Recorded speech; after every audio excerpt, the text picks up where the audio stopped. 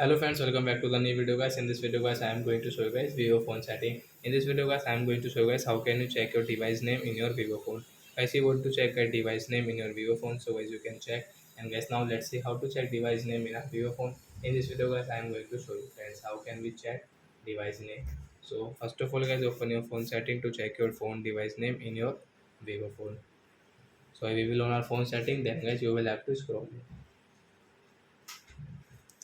Then guys click on your about phone setting, tap here and guys you can see device name. So guys tap here, then guys you can check your device name in your Vivo phone from here. So you can see my device name is about. So like that guys you can change, and guys you want to guys change rename, so guys you can rename from here.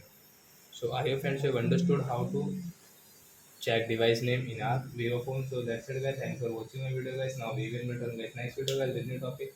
Before going guys, please go and like my video, subscribe my channel. Bye bye friends.